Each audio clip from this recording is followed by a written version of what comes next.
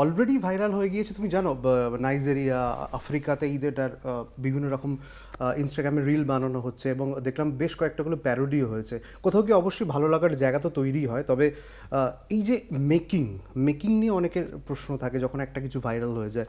তো এই মেকিংটা নিয়ে একটু তোমরা যদি কিছু বলো, যে এই মেকিংটা কীভাবে হলো, লেখা থেকে শুরু করে রিহার্সাল, তারপরে স্টেজ শো, তারপরে এসভিএফকে পুরোটা দিয়ে দেওয়া, এই গল্পটা যদি একটুখানি দর্শকদের। আমরা এসবিএফ এর যে গানগুলো দিতে চেয়েছিলাম, অর্থাৎ আমাদের হুলিগানিজমের যে গোড়ার দিকে যে গানগুলো ছিল সেগুলো একটু কড়া। এইবারে তো অনেক কড়া দুটো লাইন হওয়ার পর কি আমরা আলোচনায় আসতে পারি? হ্যাঁ, হতেই পারে। এটা বলে নেওয়ার পরেই আমরা একটা গান করব। বেশ বেশ, তাই হোক। তো তখন যখন আবার আলোচনায় বসলাম যে তাহলে আমরা প্রাথমিক আমাদের যখন আত্মপ্রকাশ ঘটবে, আমরা তাহলে কি গান কেটার করব, প্রথমেই আমরা কি গান বলবো, যে আচ্ছা আমরা এইটা দিস ইজ ওয়ান, তারপরে দিস ইজ টু, তারপরে দিস ইজ থ্রি, আস্তে আস্তে কি কড়ার ডোজটা ধীরে ধীরে বাড়বে, নাকি প্রথম থেকেই প্রচণ্ড কড়া হিট হবে।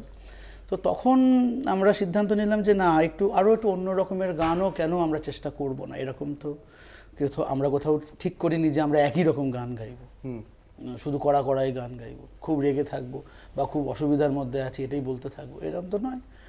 সেই জায়গা থেকে দাঁড়িয়ে আরও কিছু গান লেখা, মেলার গানও ঠিক ওই রকমভাবেই লেখা, ওই সময়ই লেখা, শুধু মেলা না, আরও বেশ কয়েকটা গান ওই সময় ওরকম করেই লেখা।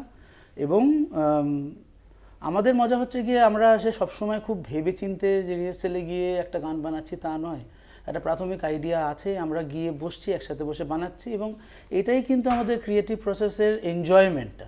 মেলাও কিন্তু ওরমভাবেই তৈরি হবে আমার ধারণা 2-3 ঘন্টার মধ্যে। এবং মানে আমি বলছি যে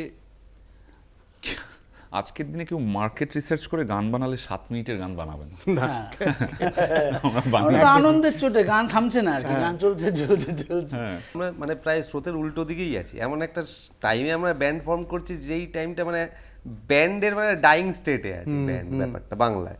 সেই সময় ব্যান্ড ফর্ম করছি, টোটাল মানে যা ফেভলিউশন যা বলছে তার পুরো উল্টোর দিকে দাঁড়িয়ে আমরা 6-7-8 মিনিটের গান বানাচ্ছি।